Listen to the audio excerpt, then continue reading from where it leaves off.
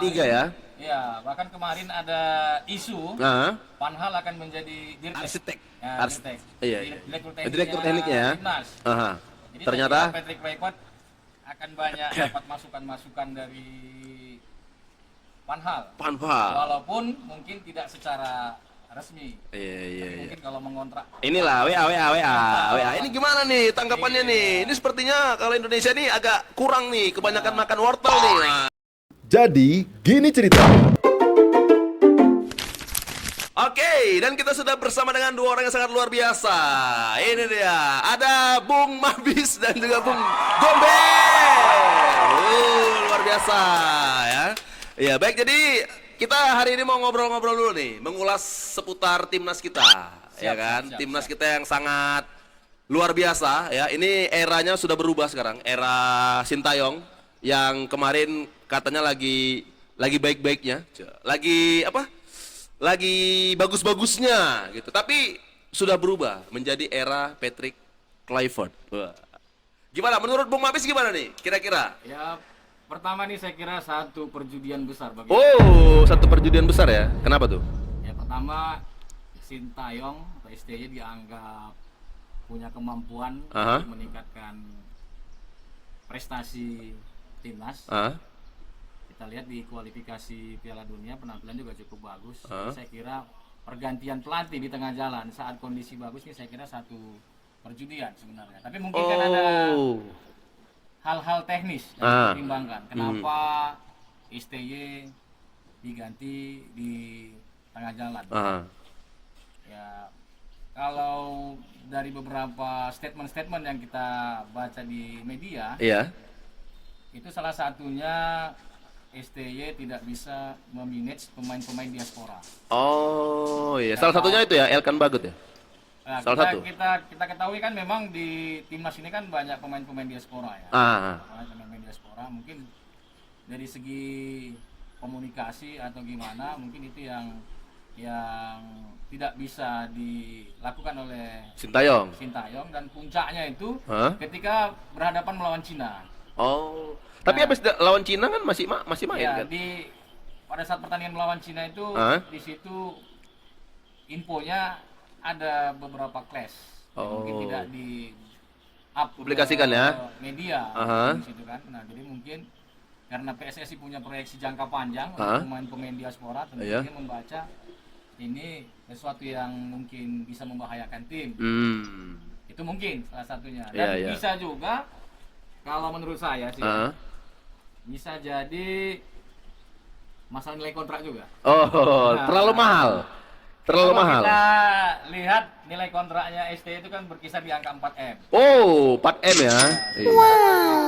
Kluivert hanya di 2M setengahnya. 2M setengah ya. Apakah mungkin ini juga salah satu pemicu strategi PSSI untuk menghentikan kontrak STY? Bisa jadi. Dan menggantinya dengan Patrick Kluivert. Mungkin itu. Iya. Bung Gombel. Iya, dari sudut mata Bung Gombel ini seperti apa nih kira-kira? Kalau kita menilai dari sisi pelatih ya, kita pelatihnya bukan teknisnya. Untuk Patrick Kluivert ini sebenarnya tantangan sama dia sebenarnya. Tantangan sama dia ya. Yang mana yang ditinggalkan Sintayong ini tim ini sedang naik daun ya kan? Iya, lagi bagus-bagus ya. Jadi Patrick Kluivert ini dia harus bisa meneruskan. Iya. Satu sisi dia memang berjudi seperti kata Bung Maran tadi, berjudi perjudian besar. Kalau gagal mungkin STY yang naik daunnya namanya kan itu. Berhasil mungkin Patrick Kluivert kan seperti itu. Iya. Kalau di kita Indonesia mungkin udah jelasan Bung Maran tadi seperti itu. Oke Bung Gombel. Iya. Tapi ini berdua bisa gabung nih luar biasa loh ini loh. Terima kasih loh. Karena nih ngundang mereka berdua ini susah nih ya. Terima kasih juga kita udah diajak kemarin. Udah ada di sini ya. Iya, soalnya nih masing-masing berdua nih punya jadwal yang padat ya. Yang satu yang satu menjadi coach ya kan. Yang satu lagi kalau Bung Gom ini apa kesibukan apa? Admin Satlantas. Ngeri kali. Iya. Berarti nanti bisa lah ya kita ini ya.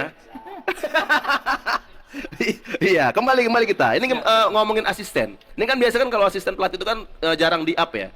Jarang di up. Kalau ST sendiri kan punya asisten, tapi jarang di up. Nah, begitu Patrick Kluivert ya kan, ini asisten-asisten itu kok di up gitu. Dan apa namanya? Ada yang bilang ya, banyak netizen yang bilang tuh bahwasannya nih kalau Patrick Kluivert itu cuman hanya apa nama besarnya aja nih yang kita apa namanya ya, yang kita manfaatkan gitu. Nah, sementara untuk strateginya itu para asisten-asistennya. Nah, ini gimana nih, Bung Mabis? Saya kira kalau pelatih itu memang satu paket dia ya. Aha. Jadi begitu ganti pelatih maka satu gerbong tuh Ya. ganti semua. Jadi ini kali ini paketan Belanda.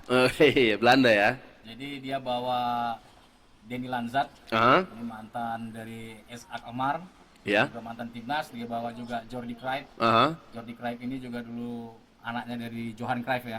Oh, Legenda iya Belanda. iya. Dan ini memang rata-rata dia pemain-pemain yang punya naluri menyerang. Jadi ada kemungkinan permainan Indonesia ini akan berubah ya. Iya. Berubah 360 derajat. Bisa jadi. bisa jadi berubah permainannya kayak permainan Belanda, Belanda ya. gitu ya. Iya. Karena kita Belanda. tahu sendiri Patrick Kluivert ini kan kurang pengalaman ya, minim pengalaman Iya, sebagai minim pengalaman. pelatih timnas. Dia terakhir tercatat sebagai pelatih Curacao. Dan Kalau- itu pun prestasinya kurang ya. Ya, dia hanya meloloskan ke Piala Karibia lah. Memang Curacao itu nggak pernah lolos ke Piala Karibia, Piala Ya. Emas. Yuk. Di edisi terakhir dia bisa loloskan Curacao. Gitu. Nah, kalau sebelum-sebelumnya dia kan hanya sebagai asisten pelatih.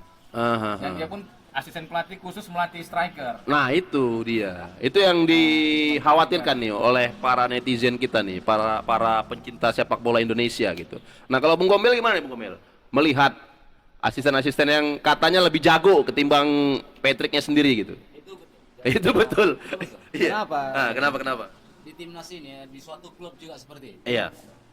Itu seperti macam perusahaan. Jadi Patrick Kluivert ini dia seperti direktur, dia harus mempunyai asisten-asisten yang memang ahli-ahli di bidangnya.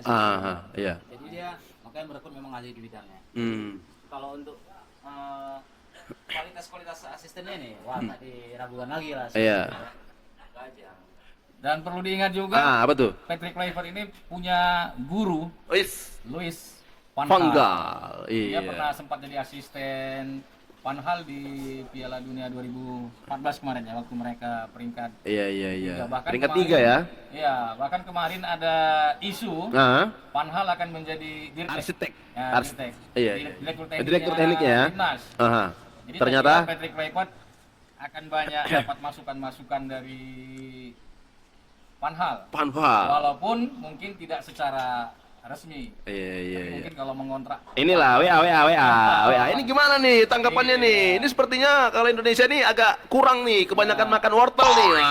Jadi ini kemarin ada nggak dirtek kita di timnas ini? Ada Ada di retak. udah. Cuman bukan Luis Van Gaal. Bukan Luis Van Gaal. Bukan. Itu kuy. Saya kira satu tantangan besar bagi Iya. Patrick Kluivert sendiri. Tapi ada juga perubahan juga sebenarnya. Apa tuh? Karena pelatih kita ini Patrick Kluivert mantan striker, Ah. pemain baru wajah timnasnya ada satu striker yang dari Sananta. bukan Siapa? dari Dewa ini kalau nggak salah. Coba. Bukan. Si Hotang, oh kan ya? Siapa? Septian Bagaskara. Septian Oh, itu kenapa? Kenapa? Pertama kan nggak pernah dilirik. Nggak Ini pernah. Umurnya dia tidak muda lagi saya rasa ini. Si Septian. Oh, dia udah ini ya, udah lumayan tua ya. Ya, untuk usia emas kayaknya sih ya Udah tidak? Udah lewat-lewat dikit lah. Tapi kenapa dipanggil? Bisa di Untuk Dewa sendiri, saya baca di beberapa artikel, Patrick Kluivert memang terkesan dengan permainan dari Dewa. Permainannya udah kayak kelas Eropa. Dewa United. Iya, dia udah Dia punya bisa postur yang besar juga. Gitu. tiki taka, Iya, satu dua iya. sentuhan, dan mungkin penampilan dari Septian bagus di mata Patrick Kluivert. Mirip-mirip berarti dengan Mirip Patrick Kluivert. Patrick Kluivert dan apa penyerang MU kita dulu, Uyghurs yang tinggi-tinggi juga. Baik ya. Itu. Berarti tipe-tipe Belanda tuh kayak gitu ya. Harus ada satu orang yang apa fisik itu yang tinggi gitu ya. Yang jangkung gitu ya. Bisa penguasaan bolanya bagus. Oke. Oke, ini sekarang kita ngebahas atau menyinggung tentang ini pemain diaspora, Iya. naturalisasi. Dan sekarang kita sudah meresmikan 3 orang pemain lagi. Ini gimana ini? Dan bakal nambah kayaknya. Hah? Bakal nambah. Bakal apa lagi? Bakal nambah lagi. Oh, ada lagi. Tidak cukup 3 itu. jadi gimana nasib kita pemain-pemain lokal Ya ya? tentunya ini jadi kontroversi ya. Ah. Ada yang pro dengan naturalisasi, ada yang kontra. ada yang kontra dengan naturalisasi. Ya. Jadi kan mungkin untuk jangka pendek Ah, PSSI punya target untuk lolos ke Piala Dunia ya. ah, Kalau melihat situasi yang ada sekarang ini mungkin kecil lah ya, kemungkinan untuk bisa lolos. Bukan kita menyepelekan kualitas-kualitas pemain lokal, kita ya, lokal, ya, lokal ya, local ya. pride. Ya, iya, iya. Local Local itu. pride, ya. Nah, jadi mungkin PSSI ambil jalan pintas. Iya. Kalau menurut saya pribadi sih ya sah-sah saja. Apalagi kan publik ingin timnas kita jago. Itu dia. Berapa lama kita tidak bermain di Piala Dunia? Berapa puluh tahun? 40 tahun ya? India Belanda dulu. Itulah 1938. 1938 loh Bahkan itu. di kualifikasi kita selalu jadi bulan-bulanan. Iya. Tapi ini kayaknya kalau nggak tahu kenapa ya, kalau Niko sih yakin nih bisa. Karena ini kita prediksi langsung ya, prediksi. Jadi kita nih tanggal 20 Maret nanti kan akan menghadapi Australia ya. Jadi pertemuan pertama kemarin tuh 1-1. Kayaknya nggak ada yang tidak mungkin ya kan. Jadi mungkin untuk tanggal 20 ini bisa aja. Bisa aja kita mengambil 3 poin nih. Nah, gimana? Bung Bombel sendiri melihat peluang kita nih untuk melawan Australia nanti. Jadi banyak hal yang harus diperhatikan ya kalau menurut Iya. saya. Gimana? Patrick Kluivert itu dia jangan terlalu berani mengambil keputusan. Iya. Karena Australia ini jelas dari segi ranking ya. Iya. Di FIFA kita di bawah di atas orang itu pada kita. Iya.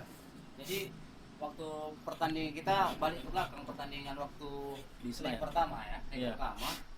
Ya dari segi ball posisinya kita Kalah. jauh lah. Jadi, Iya. saat itu Sintayong itu memang dia strateginya itu memang saat itu memang Nunggu bola ya, bertahan. bertahan total.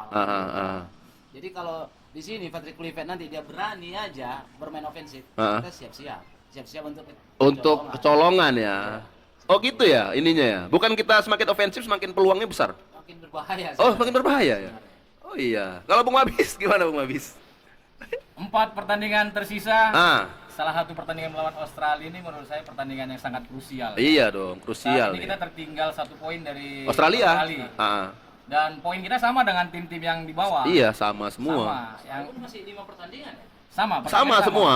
Dia 7 poin. Semua tinggal 4 pertandingan lagi. Iya. Jadi saya kira 1 poin dari Australia sangat penting ya. satu hasil yang sangat realistis lah. Oh Baru bisa. sisanya kita ambil dari Bahrain dan Cina. Sama Jepang Kalau Jepang kita susah berharap ya. Jepang sudah lolos. Iya. Mana tahu mereka. Mana tahu pakai pemain di lapis 4 ya. Iya. Nah, itu dia Pemain tim harapan. SMA-nya diturunkan. Itu, nggak perlu lagi lah, ya kan? Iya. Jadi untuk Australia kira-kira untuk kita di Sydney Stadium ya nanti ya. Iya. Tandang ya kan? Iya. Pemain Australia yang paling berbahaya ada nggak? Yang ditahu, Bung Mabis. Saya kira semua pemain berbahaya.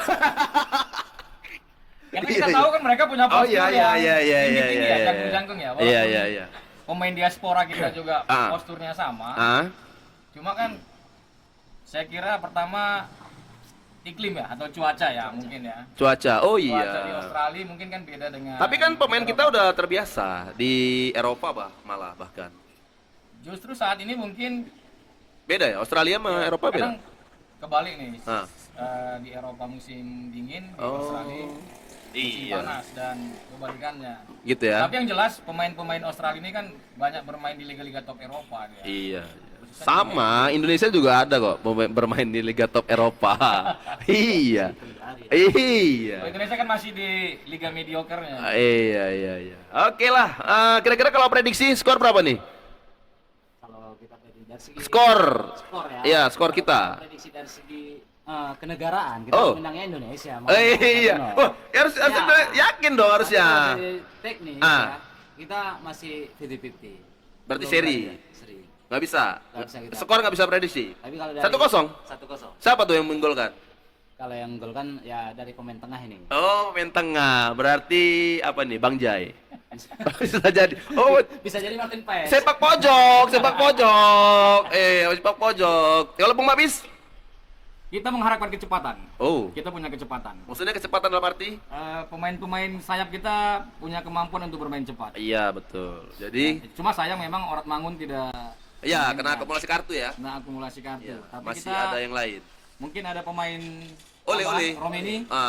Oleh Romeni. Walaupun kita belum tahu mainnya kayak mana, saya kira mungkin dia bisa Bisa ya. cepat. Mudah-mudahan bisa cari gol duluan, Ya. lalu bertahan, Wits. ya kan? Kayak kemarin lah ya. Nah. Gol dulu. Ini gol kita berarti ngincar gol cepat nih ya. Ngincar gol cepat, lalu main bertahan ngandalkan counter attack. Oh iya. Kira-kira Tapi kalau prediksi realistisnya sih Seri sudah cukup. Seri sudah cukup. 0-0. Jadi sebenarnya fans-fans ini menunggu Menunggu apa? timnas Asuhan Patrick Lipen ini sebelum laga tanda apanya nih, laga sesungguhnya nih. Heeh. Apa ini masih ada uji Nggak coba? ada. lagi. Nggak sempat. Pemain Enggak ada uji coba. Lawan PSS harusnya. PSS enggak ada. Mana? Jadi kita yang nunggu ada perubahan nggak seperti itu kan? Sampai Enggak sekarang ada kita uji lihat. coba. Begitu mereka datang, tuh pelatihan langsung tanding. Memang pecinta timnas Hah? betul-betul nunggu kejutan. Iya, ini kayak surprise gitu ya? Iya, surprise gitu ya. Permainan timnas yang dibawa Patrick Kluivert. Iya. Seperti apa strateginya dan bagaimana hasilnya? Oh, kita akan saksikan nanti ya. Kita mau prediksi lagi nanti di Indonesia Bahrain. Ya, Siap. tetap di sini, oke? Oke, terima kasih. Jadi gini ceritanya, podcast. Jadi gini ceritanya, ini adalah podcast. Jadi gini ceritanya.